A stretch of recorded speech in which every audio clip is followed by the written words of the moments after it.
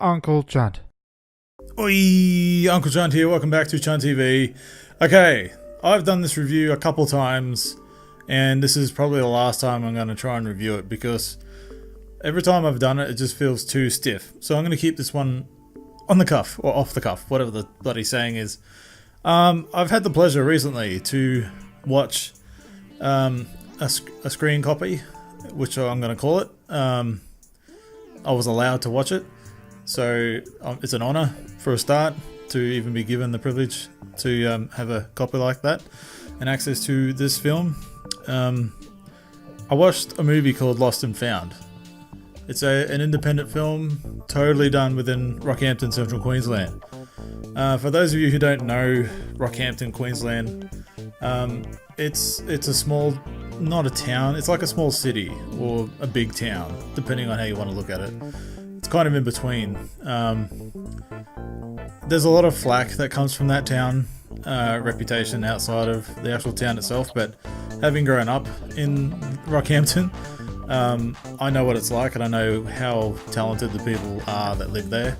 I'm going to try and keep that out of my review, like, as far as being biased, but I understand what it takes to get anything done in Rockhampton, so I can't help but address that when considering reviewing this independent film. The tagline for Lost and Found is, relationships are not complicated, people are. And that's true. It's kind of a good tagline and it suits the film. I'll admit, going into this film I didn't know quite what to expect. It's based in Rockhampton, so I wasn't sure what was going to happen. It turned out to be quite the intricate little story. I really enjoyed it. I'll just get that out of the way. It's quite the... it would have been quite the undertaking and the complicated task to have navigated through this feature recording with the time they allowed themselves. Someone can correct me if I'm wrong, but I'm pretty sure I watched in some of the behind the scenes interviews that they did it over the course of 2 weeks, I'm pretty sure. But the amount of coordination...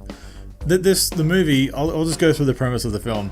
It takes in the spans of time within 1 week, from what I've gathered. Within this week, we see the lives of multiple different people and how they intertwine, or at least interact in some regard, with each other, which it kind of speaks to what Rockhampton is. Like, everyone in Rockhampton, there's like, if you know that Kevin Bacon 6 or 7 degrees of separation, whatever it is, that rule, it's kind of like that in Rockhampton, where eventually everybody knows each other somehow. It's a tight-knit community type of town. So I found that interesting, where this story, the multitude of stories that are told around pretty much one street in Rockhampton. It's like the main hub, CBD kind of area, and it's cool. Like, so I spoke to someone who told me that Rockhampton's never looked that good. Like, when you watch this movie, like, Rockhampton's never looked better. And you know, people are saying you can't make a feature film in Rockhampton because it looks like shit. But I was like, wow, like the way they did their certain shots in the buildings and just the surrounding CBD area.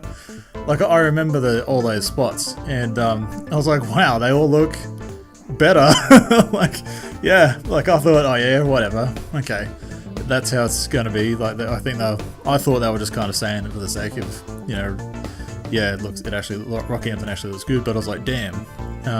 So it from me as a now outsider, I don't live in Rockhampton anymore, but watching the film, being kind of, I'm looking from the outside in now on all these locations, and like, oh wow, like, it actually looks cool. You know, it kind of reminds me of those independent movies that are shot in, like, what kind of places would you call it? Like, not Philadelphia, but like Seattle and all those kind of little areas, like alleyways and heritage buildings and all that kind of stuff.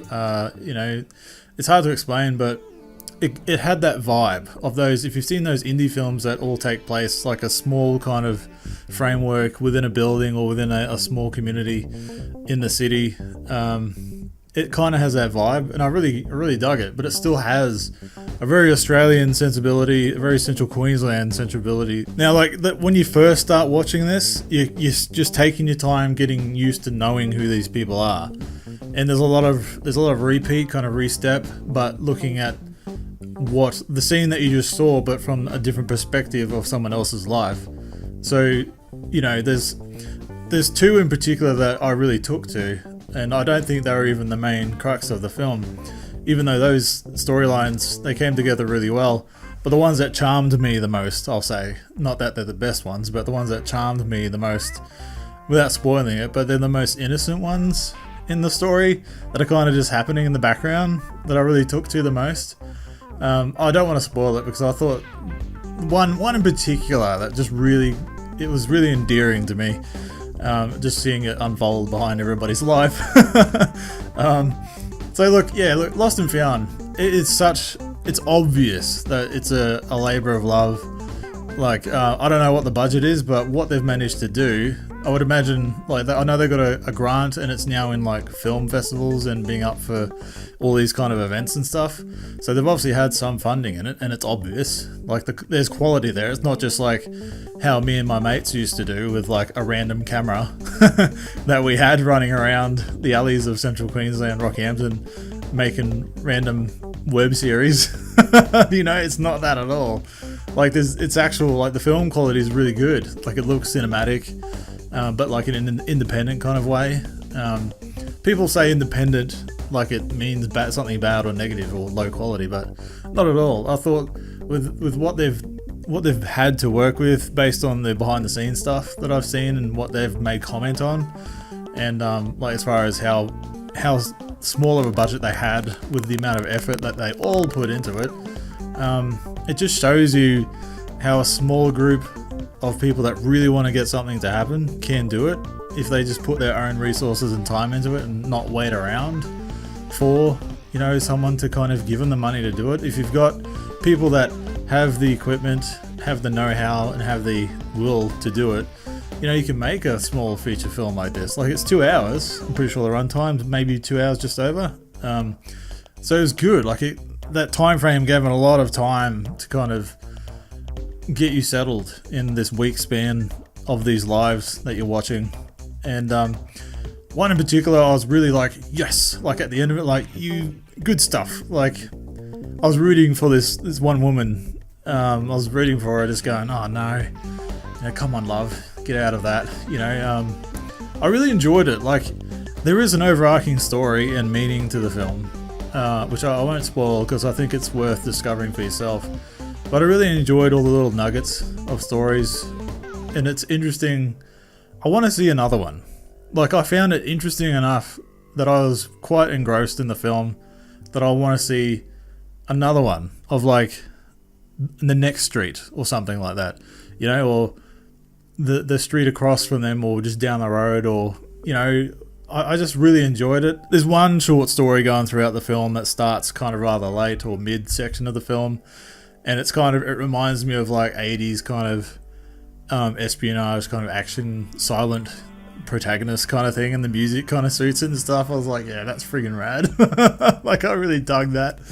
A couple of standouts that I want to mention straight off the bat. I hope I don't butcher his name, but Christos Aristido?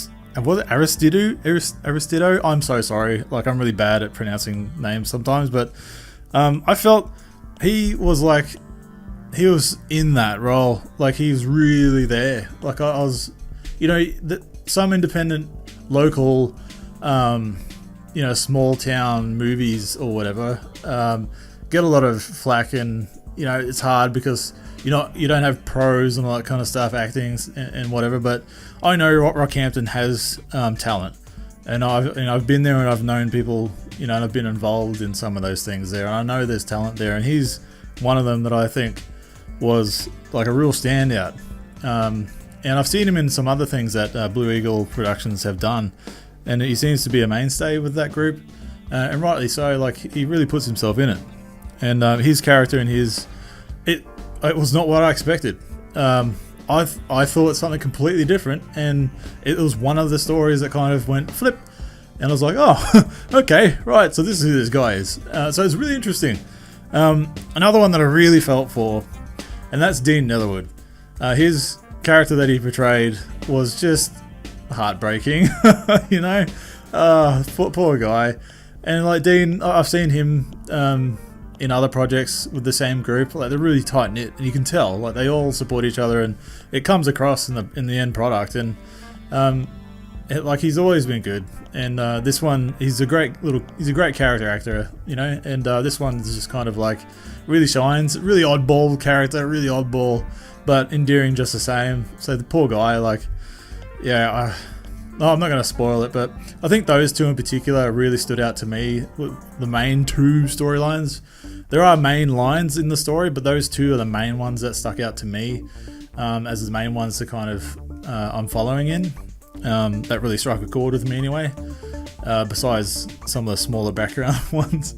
There's a lot, like it's hard to pick. Like I'm kind of flipping back and forth, but it's hard to pick one or two or three that I kind of really enjoyed, because the whole thing, it all ties up really well. There's an end meaning to it all, and there's like, you watch these lives converge to this one result, and it's interesting. It was a good journey, and I really do. I want to see more from this team, and this in the production house or the studio or the group, or you know, I hope, like, I know this is getting sent around festivals and being put in. You know, for consideration in some things, and it's really worth it. Like, I hope I send all my well wishes to the team and hope all the success from this. I really enjoyed it, and then within the first few shots, I was like, wow, like the camera quality is really nice, the sound's really good. There are some ADR, noticeable like overdubbing ADR scenes, but whatever, you know, it's just how it is. But otherwise, as a whole, like the sound was good. I think the pacing was good. No scene kind of lingered for too long. I think we managed to get through a lot of the lives really at a good pace. And when they did intertwine, it was a good kind of like, you know, tag moment when you go into the next person's story, or, you know, pass the baton, you know, pass the story along, you know, kind of thing.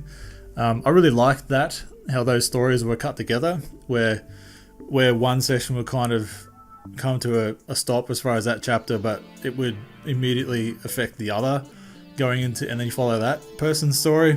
I really liked it, man. Like, I'm actually going a bit longer than I thought I was going to with this review, but look, I've tried to do this a few times, and every time I keep saying something different. So I think I'll just stick with this one. It's not as a cohesive review that I wanted to put out there, but look, you know, I would have done a review if I didn't like it, and Ian gave me the privilege. Ian G. Wesley, this is his film, passion project. Clearly, he wrote and directed it. What an undertaking! You know, obviously he had a lot of help, but still, like, he's the main man behind it all. And he invited me to a showing in Brisbane here, and I wasn't able to make it. So I just want to say thanks to Ian, obviously, for allowing me to see it privately, because I really wanted to give my support, negative or positive. And, you know, you did say don't pull any punches, basically, or, you know, like, be honest in your review. And I was like, yeah, I will. And this is me being honest in my review. Like, I really enjoyed it, man. So well done on the film. I wish all the success. I want to see more. So get you guys up there, come together, get something else together.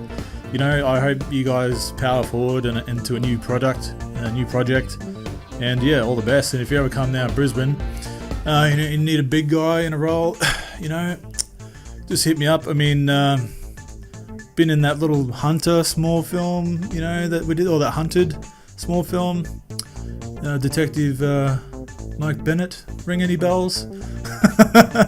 So, you know, kidding, but yeah, still. Really, really cool, guys. Really enjoyed it. Thanks for the privilege. If you do ever get a chance, if you head to their page, if you go search for, I'll put a link in the description. If you go to Blue Eagle Productions, they actually do have a link where you can go watch the film locally if you live in Rockhampton.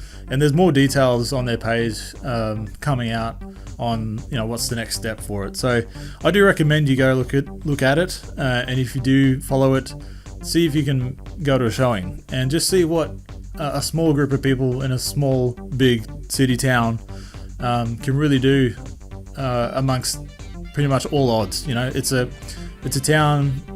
Without going too much into detail, what Rockhampton is, it's very, very hard to get dreams off the ground there. So the fact that they've got this as a finished product, you know, I know how hard it is to get things to happen there, and to see this and how it came out, I mean, more power to you, man. Seriously, good on yous. So I hope that's good enough of a review, you know, for what it is. I know it's not cohesive, but this is probably as genuine as I'm going to be, because I've tried to do this a few times now. So anyway, my name's Uncle Chunt on Chunt TV. If you haven't subscribed already, do so. Then I'll catch you on the next one. That's a very awkward way to end. Righto, bye. Uncle Chunt. Thanks for watching this video. I really appreciate it. If you haven't already, please subscribe and check out some of my other recent videos. Have a good one.